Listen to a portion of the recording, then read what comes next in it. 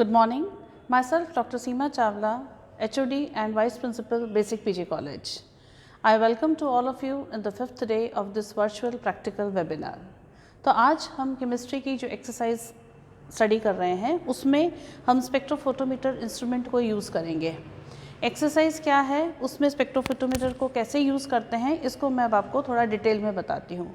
देखिए, स्पेक्ट्रोफोटोमीटर एक ऐसा इंस्ट्रूमेंट है जिसमें कि हम किसी भी जो सोल्यूशन दिया हुआ है उसकी एब्जॉर्बेंस कहें या ऑप्टिकल डेंसिटी को मेजर करते हैं। तो बेसिकली वर्क क्या है इस इंस्ट्रूमेंट का, to measure the absorbance of given solution with the help of this instrument. ठीक है, अब इसको कैसे रन करना है और इसका क्या यूज़ है। स्पेक्ट्रोफोटोमीटर को हम कई सारी साइंस की जो स्ट्रीम्स हैं, जैसे फोरेंसिक साइंस है, बायोकेमिस्ट्री है, माइक्रोबायोलॉजी है, केमिस्ट्री है, इन सब जगह इसको यूज़ करते हैं।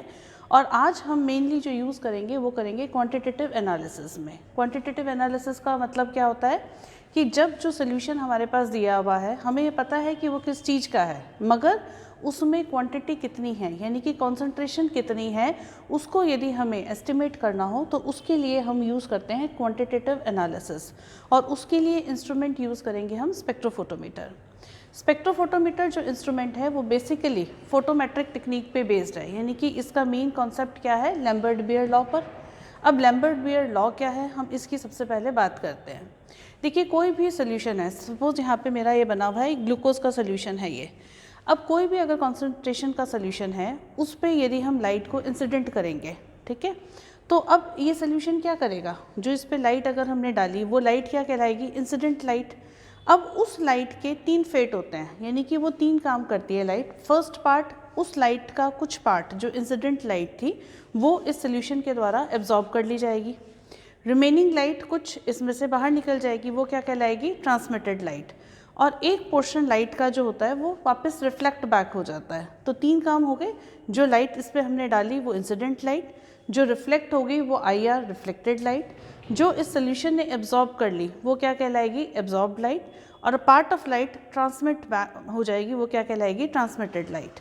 अब यही सारा काम यदि हम स्पेक्ट्रोफोटोमीटर इंस्ट्रूमेंट में करें तो उसमें हम जो IR पार्ट है, यानी कि रिफ्लेक्टेड लाइट है, उसको एलिमिनेट कर देते हैं। यानी कि हमें किसको कंसिडर करना है, जो लाइट हमने डाली वो इंसिडेंट लाइट, और कुछ लाइट का पोर्शन सोल्यूशन द्वारा एब्जॉर्ब कर लिया जाएगा, वो हो गया IA, that is absorbed light, और कुछ पार्ट उसका ट्रांसमिट हो जाएगा, वो क्या कहलाएगा, ट्रांसमिटेड लाइट। अब मेन पॉइंट ये आता है कि एब्जॉर्प्शन कितना होगा लाइट का किसी भी सोल्यूशन के द्वारा। तो इस चीज़ को एक्सप्लेन करने के लिए दिया गया था लैम्बर्ट-बियर लॉ। अब लैम्बर्ट-बियर लॉ क्या है, बियर जो साइंटिस्ट थे उन्होंने कहा था कि कोई भी सोल्यूशन जो लाइट जितनी एब्जॉर्ब करेगा वो डिपेंड करता है उसकी कंसंट्रेशन पे, यानी कि जितनी ज़्यादा सोल्यूशन की कंसंट्रेशन होगी उतना ज़्यादा एब्जॉर्प्शन होगा। और सेकंड आता है लैम्बर्ट का लॉ। लैम्बर्ट का लॉ ये कहता है कि कितना भी एब्जॉर्प्शन जो कोई आपका सोल्यूशन कर रहा है वो डिपेंड करता है पाथ लेंथ जो कि एक लाइट ट्रेवल करती है। पाथ लेंथ का मतलब क्या हो गया कि जैसे हम आपने पढ़ा हुआ होगा इंस्ट्रूमेंट में, यहाँ पे जैसे फॉर एग्जांपल इसके अंदर ये हम क्यूवेट्स लेते हैं, ठीक है, इस क्यूवेट के अंदर सोल्यूशन फिल किया जाता है। तो यानी कि इस क्यूवेट के अंदर सोल्यूशन है, ये सोल्यूशन पे हमने लाइट, ये इंस्ट्रूमेंट डालेगा, उस लाइट को ये सोल्यूशन एब्जॉर्ब करेगा। अब ये जो लाइट थी इसने कितना पाथ को ट्रेवल किया, वो क्या हो गई, इसकी विड्थ हो गई, थिकनेस हो गई। तो यहाँ पर इस थिकनेस को हम क्या कर रहे हैं, कांस्टेंट रख रहे हैं स्पेक्ट्रोफोटोमीटर में, क्योंकि क्यूवेट का साइज़ फिक्स है। तो पूरे जो हमारा एक्सपेरिमेंट है उसमें थिकनेस क्या रहेगी, फिक्स रहेगी। तो इसलिए फाइनली यहाँ पर जो एब्जॉर्प्शन है वो सिर्फ एक फैक्टर पे डिपेंड कर रहा है, वो होगा कॉन्सेंट्रेशन ऑफ सोल्यूशन। तो अब इस एक्सपेरिमेंट में हम क्या करेंगे, सबसे पहले ये मैंने ग्लूकोज का एक स्टॉक सोल्यूशन बना दिया है, यानी कि मोर कंसनट्रेटेड ग्लूकोज का सोल्यूशन है। इसमें मैंने 1 ग्राम ग्लूकोज को यहाँ पे 100 ml वाटर के अंदर डिज़ोल्व कर दिया है। अब इसके 10 डिफरेंट स्ट्रेंथ के सोल्यूशंस बना दिए जाएंगे। 10% से लेके 100% तक की डिफरेंट स्ट्रेंथ के सोल्यूशन बना देंगे। अब फर्स्ट यहाँ पे जो बनेगा सोल्यूशन 10% वाला, उसके लिए हम क्या करेंगे, 0.5 ml ग्लूकोज लेंगे, रिमेनिंग 4.5 ml क्या ले लेंगे, वाटर ले लेंगे। तो इस तरह से 0.5, 1, 1.5, 2, 2.5, 3, 3.5, 4, 4.5 एंड 5, ये हम कितना डालेंगे इसमें ग्लूकोज, रिमेनिंग ये जो हमने स्टॉक बनाया था रिमेनिंग जो है बाकी सब में वाटर डाल देंगे, यानी कि 5 ml वाले में पानी बिल्कुल नहीं डलेगा। 4.5 ml यदि हम यहाँ पे ग्लूकोज ले रहे हैं तो 0.5 ml वाटर डलेगा, यानी कि इन सब टेस्ट ट्यूब में फाइनल वॉल्यूम हमेशा क्या रहेगा 5 ml। एक हम लेंगे अननोन। अब इन सब ग्लूकोज के जो डिफरेंट 10 सेट ऑफ सॉल्यूशंस बने हैं, इसमें हम डालेंगे फैलिंग A और फैलिंग B जो दोनों हैं, इसके 1 ml इन सब में ऐड कर देंगे। अब जब फैलिंग सोल्यूशन ग्लूकोज के अंदर ऐड हो गया तो आप जानते हो कि ग्लूकोज एक रिड्यूसिंग शुगर है, यानी कि फैलिंग A फैलिंग B को ये रिड्यूस करेगा और ग्लूकोज खुद ऑक्सीडाइज होकर किस में कन्वर्ट हो जाएगा, ग्लूकोनिक एसिड में। तो जब इनको इसने रिड्यूस किया, उसके लिए हम क्या करेंगे, रिएक्शन प्रॉपर हो जाए इसको हम वाटर बाथ पे हीट करेंगे। जब ये रिड्यूस हो जाएगा उसके बाद इसको फिल्टर करके जो हमारे पास सॉल्यूशंस आएंगे उनकी हम इस इंस्ट्रूमेंट से एब्जॉर्बेंस नोट करेंगे। अब एब्जॉर्बेंस जो होगी वो जैसे जैसे मोर कॉन्सेंट्रेटेड सोल्यूशन होगा वैसे वैसे एब्जॉर्बेंस जो है वो लीनियरली बढ़ती जाएगी। अब इस पूरे एक्सपेरिमेंट को मैं आपको प्रैक्टिकली करके दिखाती हूँ। अब देखिए ये जो हमने 10 डिफरेंट स्ट्रेंथ के कंसंट्रेशन वाले सॉल्यूशंस लिए हैं, उसको बनाने के लिए हमने क्या किया, टेस्ट ट्यूब नंबर 1 से लेके 10 तक में ग्लूकोज का जो है अमाउंट वो इंक्रीज़ करते रहे। तो यहाँ पे जैसे मैंने आपको बताया था कि 0.5 ml ग्लूकोज है, फिर 1 ml है, ऐसे करते करते आप 5 ml तक लेकर जाएंगे ग्लूकोज को। फाइनल वॉल्यूम सबका 5 ml ही रखना है। तो यहाँ पर रिमेनिंग 4.5 ml क्या डल जाएगा, डिस्टिल्ड वाटर, और यहाँ पर कोई भी डिस्टिल्ड वाटर नहीं है, यानी कि 0 ml डिस्टिल्ड वाटर है। इसके बाद एक अननोन है, अननोन के अंदर हमें जो स्ट्रेंथ है वो निकालनी है कि ग्लूकोज जो सोल्यूशन है उसकी स्ट्रेंथ क्या है। अब इन सबको मेकअप करने के लिए, रिमेनिंग 5 ml करने के लिए मैं इसमें डिस्टिल्ड वाटर भी ऐड करूँगी। अब देखिए इन सभी सॉल्यूशंस को जो 1 से लेके 10 तक और एक अननोन, इन सबको हमने क्या करा है, डिस्टिल्ड वाटर डाल के मेकअप सबका फाइनल वॉल्यूम जो है वो 5 ml तक कर दिया है। अब इन सभी में जिनमें कि 5 ml हमारे पास सोल्यूशन है, इनमें हम फैलिंग A और फैलिंग B के 1 ml को ऐड करेंगे। अब कैसे ऐड करेंगे उसका तरीका यही है कि पहले आप इसको फैलिंग A और फैलिंग B को यहाँ मेजरिंग सिलेंडर में 1 ml ले लीजिए।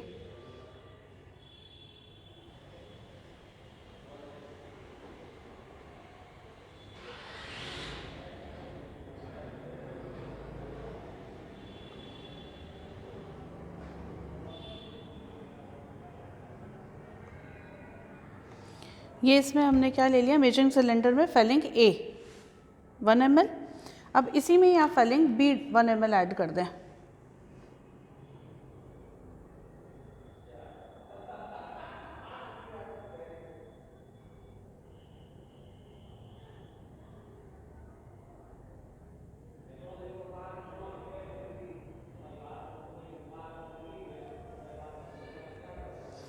अब ये फैलिंग A और B का मिक्सचर बन गया 2 ml। इसको हमें हर टेस्ट ट्यूब में ऐड करना है।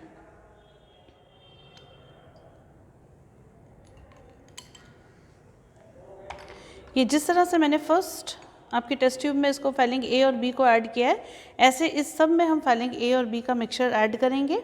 फिर इन सभी टेस्ट ट्यूब्स को वाटर बाथ के अंदर गर्म करेंगे जिससे कि रिएक्शन कंप्लीट हो और ग्लूकोज जो है वो फैलिंग सोल्यूशन को रिड्यूस कर दे और खुद ऑक्सीडाइज हो जाए। अब देखिए इन सभी 11 जो सॉल्यूशंस हैं, इन सब के अंदर फैलिंग A और B की 1 ml हमने ऐड कर दिया है। आप सब में देख सकते हो कलर जो है ब्लू आ गया है, फैलिंग A प्लस B हमने ऐड किया है। अब इन सबको हम रिएक्शन करने के लिए किसमें करेंगे, वाटर बाथ के अंदर 10 to 15 मिनट्स के लिए इसको हीटअप करेंगे।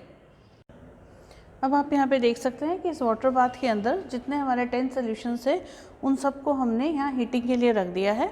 अब इन सब में ग्लूकोज सॉल्यूशंस के अंदर फैलिंग A और B जो डला हुआ था, ग्लूकोज उसको क्या कर देगा, रिड्यूस कर देगा, खुद ऑक्सीडाइज हो जाएगा। तो इसको हम यहाँ 10 से 15 मिनट्स के लिए हीटिंग करेंगे।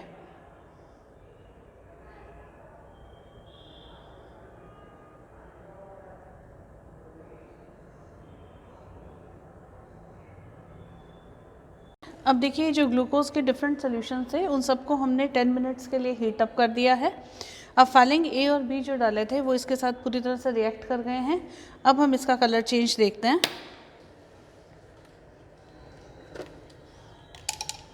ये देखिए जितने ब्लू कलर्ड के सॉल्यूशन थे ये सारे के सारे फैलिंग A और B से रिएक्ट कर गए हैं। अब इन सबको हम फिल्टर करेंगे और फिल्टर करने के बाद इन सब की हम एब्जॉर्बेंस नोट करेंगे स्पेक्ट्रोफोटोमीटर से। अब देखिए जो ग्लूकोज के ये 10 हमारे सैंपल थे और एक अननोन था, उन सबको हमने क्या किया था, फाइलिंग के साथ हीटअप किया था। हीटअप के बाद ग्लूकोज ने उनको क्या किया, फाइलिंग सोल्यूशंस को रिड्यूस कर दिया, खुद ऑक्सीडाइज हो गया। ठीक है, उसके बाद अब इन सभी 10 सोल्यूशंस को जिनको हमने वाटर बाथ में गर्म किया था और अननोन, इन सबको हमने फ़िल्टर कर दिया है। अब फिल्टर होने के बाद ये इस तरह से बिल्कुल क्लियर सोल्यूशंस आपके दिखेंगे। तो जैसे सबसे कम स्ट्रेंथ का था ये वाला, ऐसे ये वाला हमारा क्या था, 10 नंबर का मैक्सिमम स्ट्रेंथ का था। ठीक है, तो अब इन सब सॉल्यूशंस की हम क्या देखेंगे, एब्जॉर्बेंस। एब्जॉर्बेंस को नोट करने के लिए अब इस इंस्ट्रूमेंट पे हम वर्क करेंगे। देखिए जितने भी सॉल्यूशंस हैं इनकी एब्जॉर्बेंस नोट करने से पहले हमें क्या करना पड़ेगा, एक रेफरेंस के उस पर इनको इंस्ट्रूमेंट को सेट करना पड़ता है जहाँ पे एब्जॉर्बेंस 0 हो। ऐसा क्यों करते हैं, ये जितने भी सॉल्यूशंस हैं वो डिस्टिल्ड वाटर में बने हैं। अब जो हमारा डिस्टिल्ड वाटर है वो सॉल्वेंट क्या लाइट को एब्जॉर्ब करेगा कुछ पार्ट को, तो उसको नेग्लिफाई करने के लिए हम क्या करते हैं कि प्लेन ब्लैंक को लेकर हमारी जो क्यूवेट है उसके अंदर हम ब्लैंक लेंगे और फिर इंस्ट्रूमेंट की एब्जॉर्बेंस को सेट करेंगे 0 पे, यानी कि अब सॉल्वेंट जो है वो हमारा कुछ भी एब्जॉर्प्शन शो नहीं कर रहा, जो सोल्यूशन है यानी कि ग्लूकोज के जो मॉलिक्यूल्स हैं अब वही एब्जॉर्प्शन शो करेंगे। तो अब इसके लिए 2 काम करने हैं। सबसे पहले जैसे आप एक सोल्यूशन ले लें, उसमें क्या करें कि यहाँ पर देखिए आप इंस्ट्रूमेंट में देख सकते हो 2 रेंजेस हैं, 340 से 400 एंड 400 टू 960। तो ये यदि हमारा आपका कलरलेस सोल्यूशन है तो हम यूवी रेंज पे काम करेंगे, और अगर हमारा कलर्ड सोल्यूशन है तो हम विजिबल रेंज पे करेंगे। तो देखिए यहाँ पे नोब को मैंने विजिबल रेंज पे कर रखा है। ठीक है, दूसरा काम अब ये करना है कि आप एक सोल्यूशन ले लें, उसको क्यूवेट के अंदर, उसको इसके अंदर रख के इंस्ट्रूमेंट के अंदर, उसमें क्या करेंगे हम इस नॉब से सेट वेवलेंथ जहाँ लिखा हुआ है, वेवलेंथ को लगातार चेंज करते हैं और उस वेवलेंथ को हम नोट करते हैं जहाँ पे वो सोल्यूशन मैक्सिमम एब्जॉर्प्शन शो कर रहा है, वो कहलाता है हमारा लैम्डा मैक्स। यहाँ पर मैंने वो लैम्डा मैक्स इस सोल्यूशन के लिए निकाल रखा है 420। अब इस इंस्ट्रूमेंट को हम 420 पर ही सेट कर देंगे। अब हम क्या करेंगे, डिफरेंट सॉल्यूशंस लेंगे और सबका हम एब्जॉर्बेंस निकालेंगे। तो सबसे पहले जो हम लेंगे वो लेंगे हमारा ब्लैंक। तो ये हमारी क्यूवेट है, इसके अंदर हम क्या करेंगे, प्लेन डिस्टिल्ड वाटर लेंगे। अब इसके अंदर हम लेंगे प्लेन डिस्टिल्ड वाटर।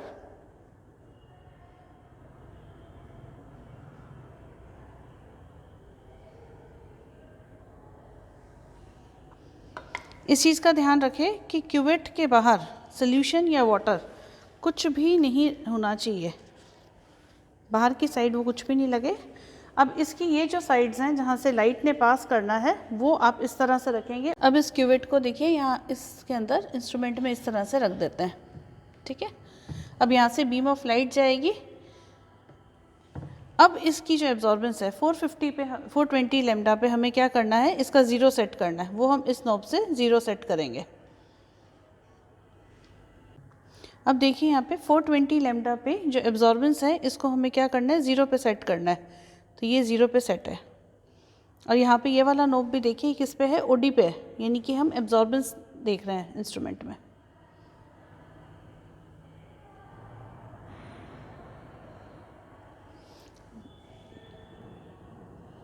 जब एक बार 0 सेट हो जाए उसके बाद हम क्यूवेट को वापस बाहर निकालेंगे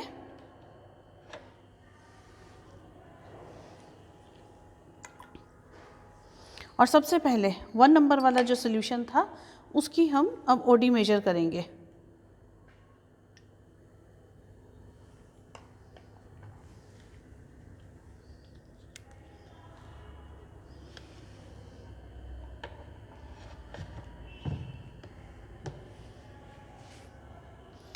इसकी ओडी देखिए आई है 0.096।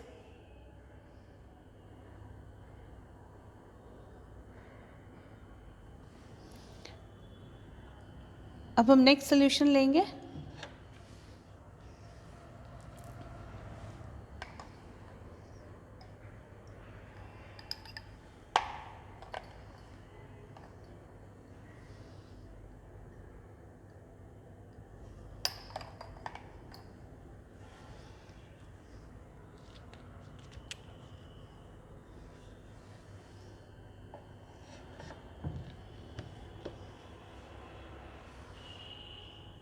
अब इसकी ओडी आई है 0.097। इस तरह से हम सभी जो सॉल्यूशंस हैं इनके हम ओडी को मेजर करेंगे।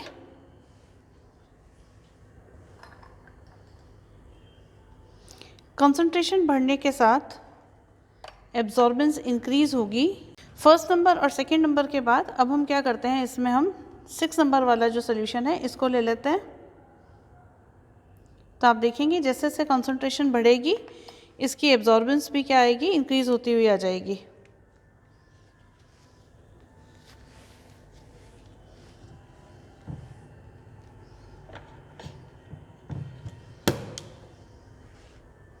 तो देखिए इसकी एब्जॉर्बेंस आई 0.42। अब इसके बाद हम और कंसनट्रेटेड सॉल्यूशंस देख लेते हैं जिनकी की एब्जॉर्बेंस अभी नोट करते हैं। ये अब जैसे एक मोस्ट कंसनट्रेटेड सॉल्यूशन हम यहाँ पर ये देख लेते हैं, सपोज 10 नंबर का।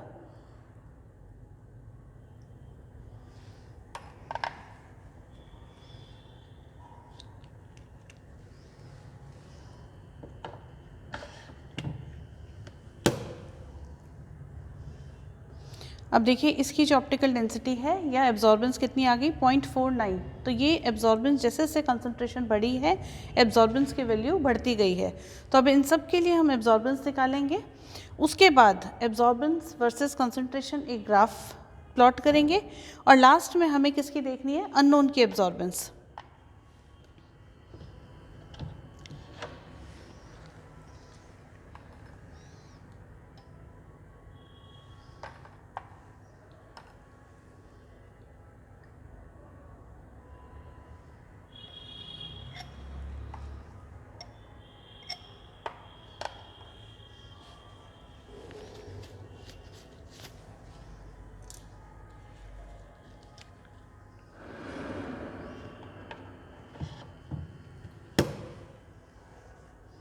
तो ये अननोन की एब्जॉर्बेंस आ गई 0.452।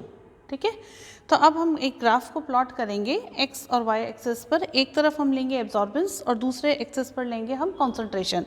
तो एब्जॉर्बेंस वर्सेस कॉन्सेंट्रेशन एक लीनियर ग्राफ आएगा। जैसे जैसे कॉन्सेंट्रेशन सोल्यूशन की बढ़ेगी एब्जॉर्बेंस बढ़ती रहेगी। फिर हम अननोन की एब्जॉर्बेंस लेंगे और उस ग्राफ पे अननोन की एब्जॉर्बेंस के सापेक्ष यानी कि उसके रिलेटिव क्या कॉन्सेंट्रेशन आएगी ये बताएंगे कि ये जो हमारा ग्लूकोज का सोल्यूशन था ये उस कॉन्सेंट्रेशन का सोल्यूशन था। तो आई होप आपको ये स्पेक्ट्रोफोटोमीटर का पूरा जो एक्सपेरिमेंट ये क्लियर हो गया होगा। Thank you so much.